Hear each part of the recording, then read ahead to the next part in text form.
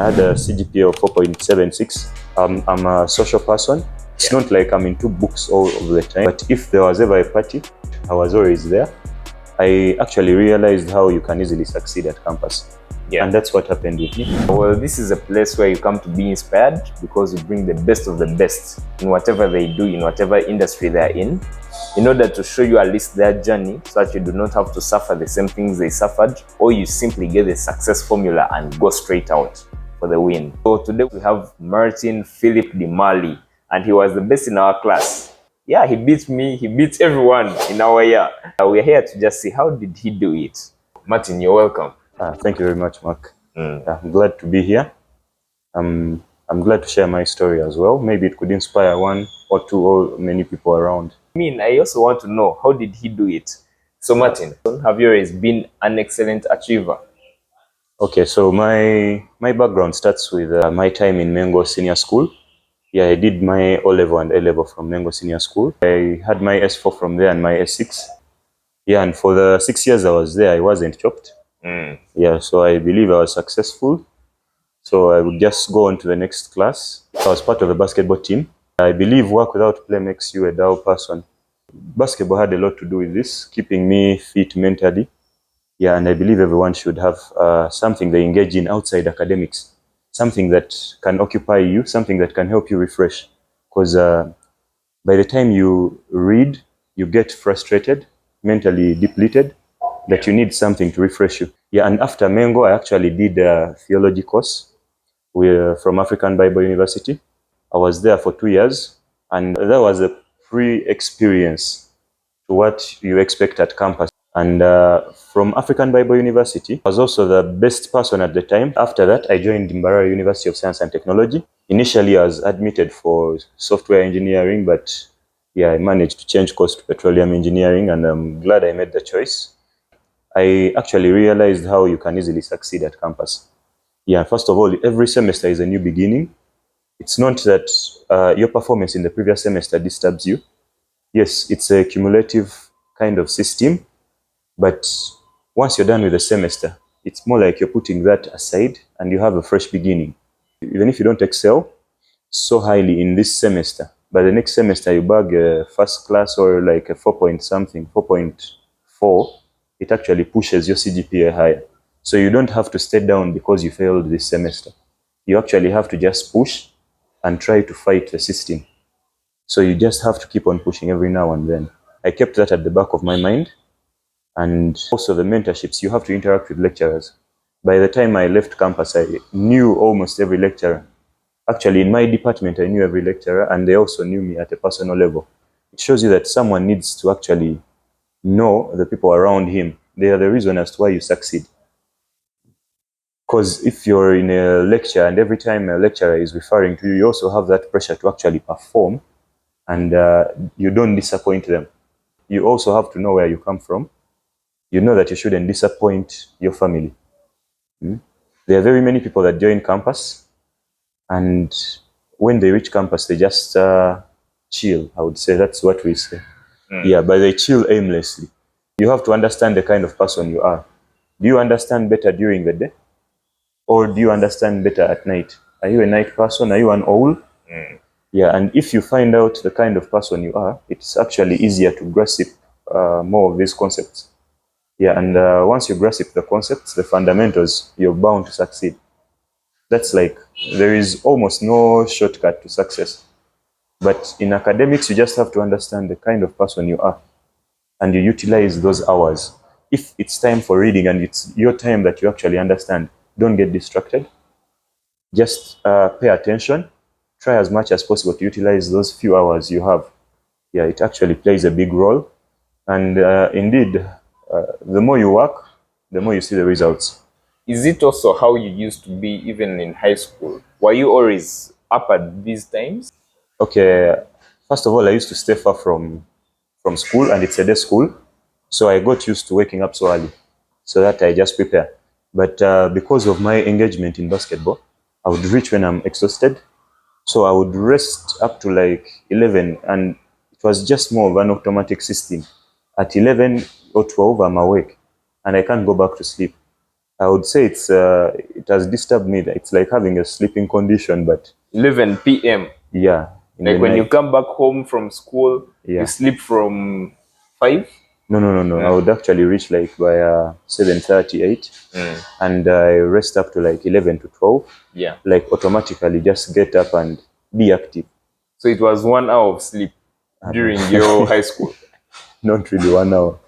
Yeah, it was about 3 to 4, and which is a bit sufficient. Yeah, if you don't do it all the time, it's sufficient.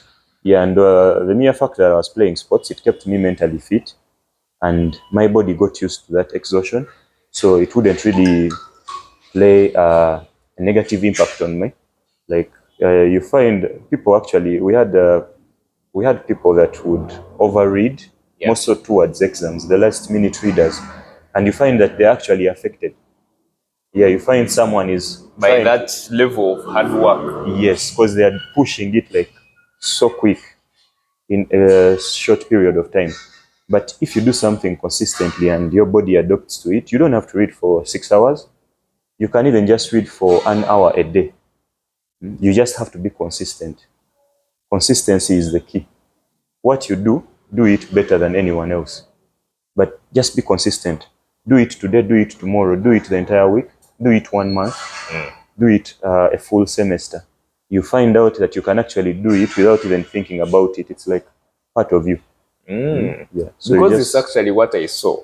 When I just joined campus, even during your time before campus, your schedule was 3 hours of sleep every single day. So you had 3 hours. Sleep deficiency. I sleep debt. And but I would recover it over the weekends, given that it was a day school, no preps. Yeah, I would recover it. But with campus, it was a bit different. It's like I'm used to that, even up to now. Yeah, I'm working, but I actually do work from home sometimes at night because I can't sleep. So I either use it for my personal time, I read, I do some research. Yeah. I think the way you train your body is the way it adopts. Though to me, it just happened because I couldn't help it, but it just happened like that. Yeah. And how did you get to program yourself like that? If you have watched the movie Limitless, I don't know if you watched it. You've said you don't watch movies. I don't even know. You don't even know what movie that is. It's by Bradley Cooper. And he saw this pill which would take him off, his mind would be so clear and he would focus for very long hours and only on beneficial stuff. For you, how did you get to program your mind in that kind of way? Because funny thing is, the way you train your mind is how it actually reacts back.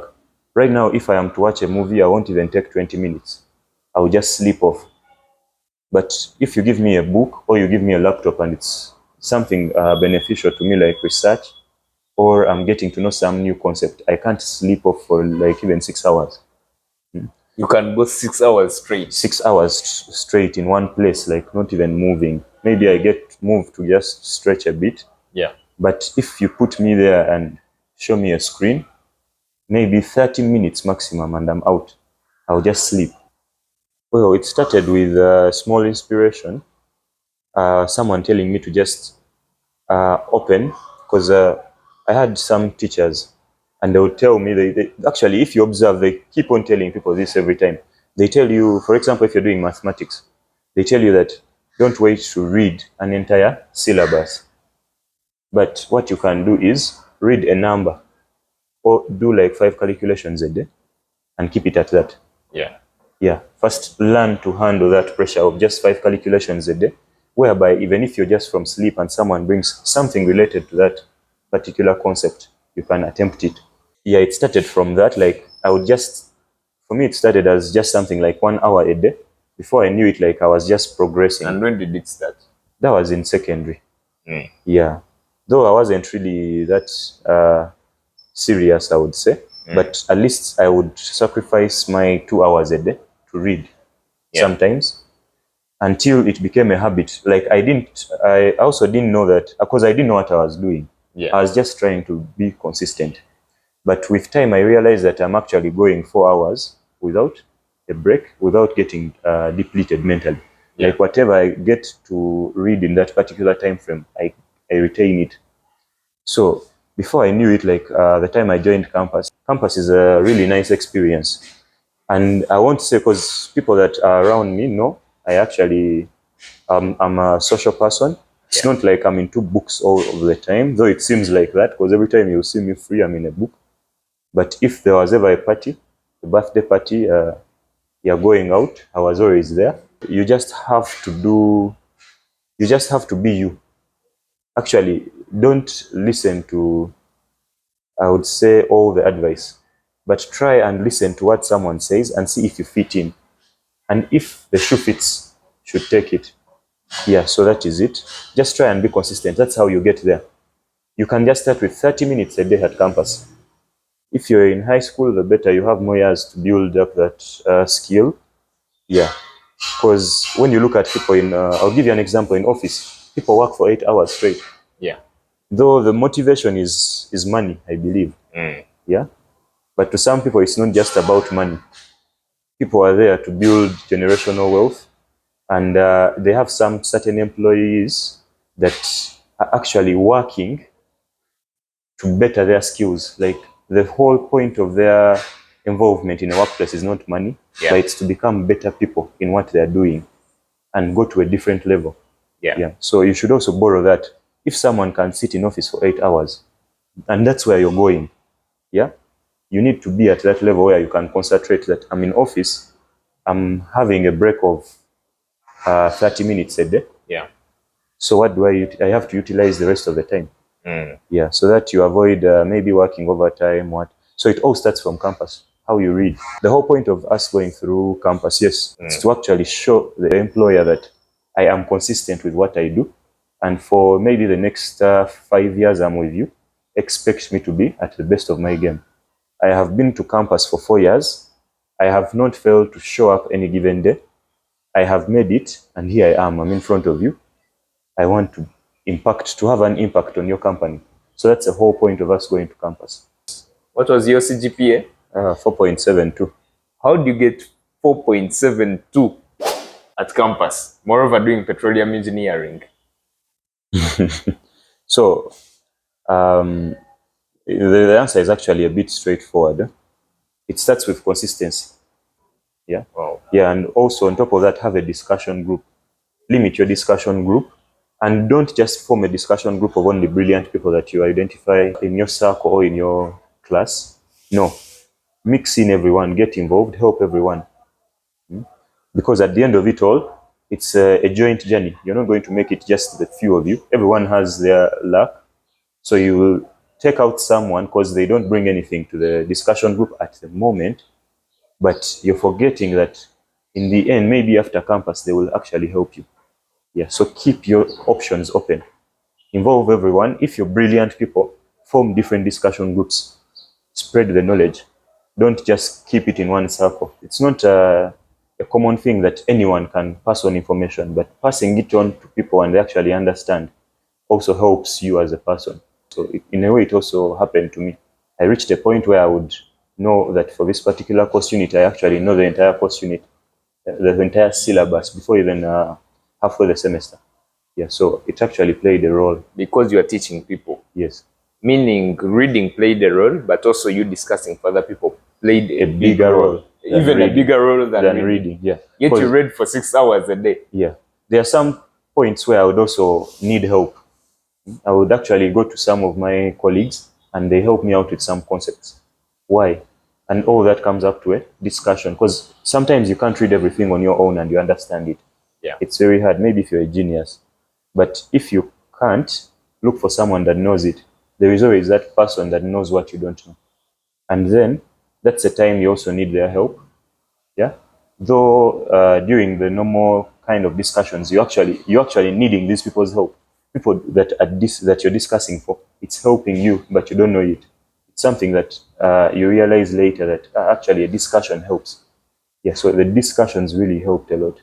Actually, if you say your reading time was time for you to acquire knowledge and research, but the discussions or you discussing for other people is time you're revising. So you did not even need to schedule time for revision because it was always happening. Yeah, they would actually look for me at weird hours. Or sometimes I'm the one, because I actually wanted to push them out of their comfort zone. So I would actually tell them on purpose, 2 a.m., be in the common room. We shall go up to 5 a.m.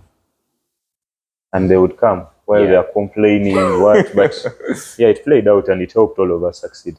And one of the people who would come is just behind the camera. He's our cameraman of the day, Alvin. Hey, what's up? What's up? I'm good. Yeah. But is there anything you can say about Martin? He helped me a lot actually. Because he pushed me personally. Also, I'm not good at 3D, but he pushed me, and yeah, I'm here also. And now, life after campus, you ready having an internship? An internship is there. Hope to get better things though. Yeah.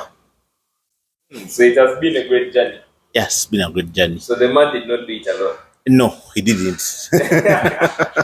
Wow. Thank you, Alvin. Being a witness of this, I saw you had the craziest schedule at campus. Reason you used to party at campus, every birthday party that was announced, you were there. Every party, not birthday party, just party, you were there. If you watch Brownish, that was him at campus, and you still managed to excel. What was just the schedule that made that happen? Yeah, it's not okay. It's not like parties were there every day. Yes. So whenever, because I knew that if there is a party, I have to attend. When you're at campus, that's part of your social networking. Yeah. Actually, your social capital is more influential to your well-being in the future than your academics. Yeah. You can be there with a second-class upper, but you're in a better position than someone of the first class. How? Because of their social capital. So you realize that I'm at campus, I have friends, and this is just one day in my friend's life that actually means a lot to them. So what can I do for them? My presence there is just enough. People are going out, just go and socialize. That's how I would take it. Yeah, but at the end of it all, whenever you're free, try and not deviate from your schedule. And now the schedule is what you're looking at. Yeah. What was just your schedule? Yes. Yeah, first of all, I planned my timetable.